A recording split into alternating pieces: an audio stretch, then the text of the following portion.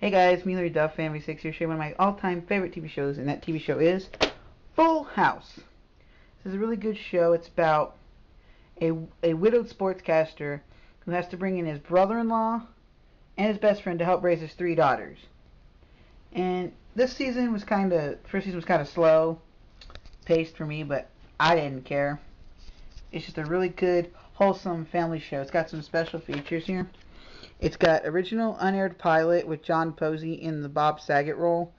I've seen it. I didn't like John Posey. I'm glad he didn't get picked. But I also felt bad because he had packed up his apartment in L.A. I read, and was halfway across the country when his agent called him and said you didn't get picked. Commentary with Jeff Franklin on Our Very First Show and Mad Money. House of Trivia, selectable fast fact, selectable tracks on the Miracle Thanksgiving. Pretty good. It's got some pretty good episodes.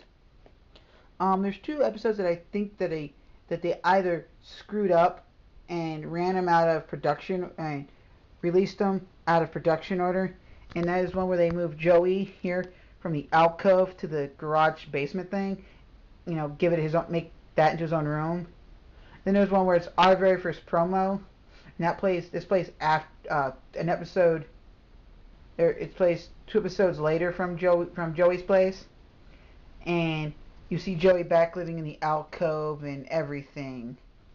And so I don't know what's up with that. Pretty good. It's a pretty good season.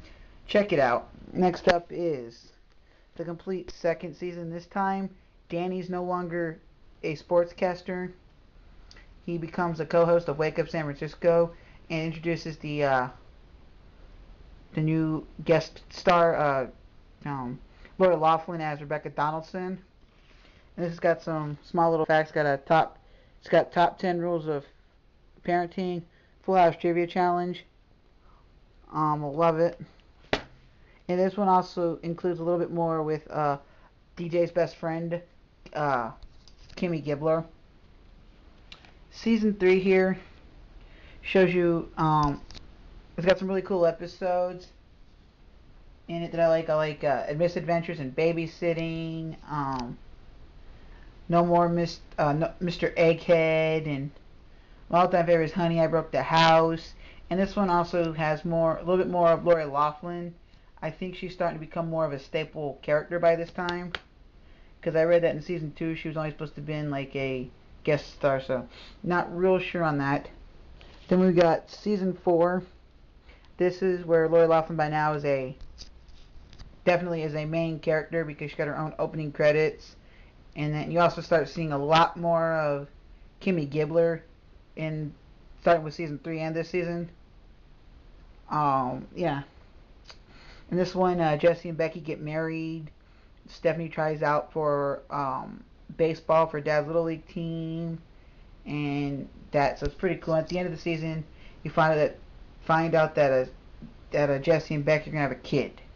Next up is season 5. This is the best. This season gets a lot better because you find out that Michelle's going to kindergarten for the first time and is totally scared. You find out that Jesse and Becky are going to have twins, and they do the twins' birth in here. And this is the first time you see DJ's boyfriend. You see a guy called Scott Wagner. He comes on here as a guy that wants to take DJ out, and that. And if you don't know who he is, he did the voice of Aladdin in Disney's The Aladdin movies. Then we got season 6. I think it was this season where Kimmy Gibbler's character becomes an actual icon on the screen. She actually gets her own little thing in the opening credits. And this has got some really good episodes. This is where you find out that DJ has got a real serious boyfriend named Steve. And he's pretty good. Yeah,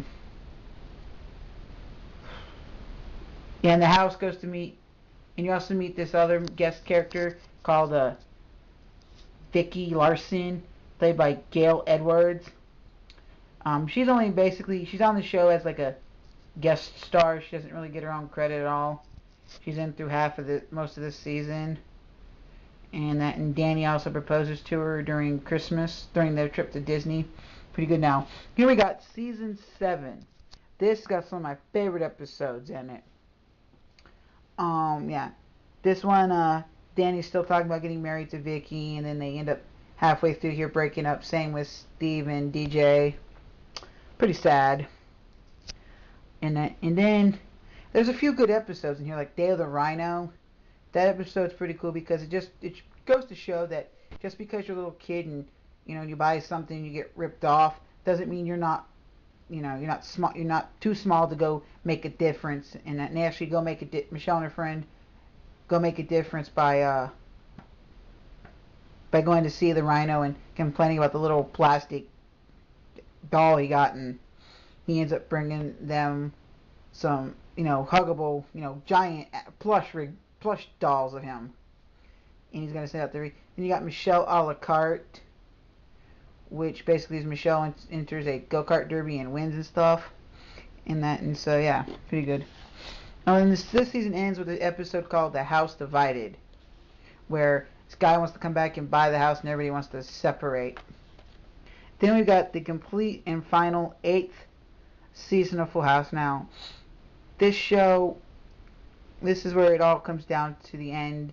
Some pretty good episodes. My favorite is We Got the Beat. It's where Stephanie and Gia form a band, and Uncle Jesse pretends goes to be their manager, and they and then they end up doing the talent show, and they end up not doing so good in that, and so pretty good. And then the show finally ends with Michelle Rides Again Part 1 and Part 2. It was actually originally a 1 hour episode, but they cut it down for DVD viewing to 2 30-minute episodes, and it's pretty sad. That's how they end the show. I think what they could have done with season 8 here is they could have taken season 7's A House Divided and put it on here, where it showed some footage of like Danny and a girl playing Pam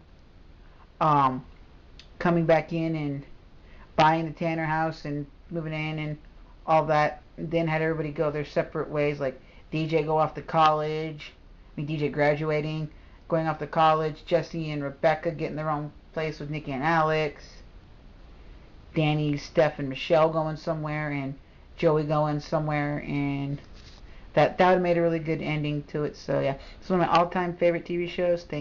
In that, if you haven't seen it, you can pick up the complete 8 years. I urge you to get it all. So if you haven't seen the show, go check it out now.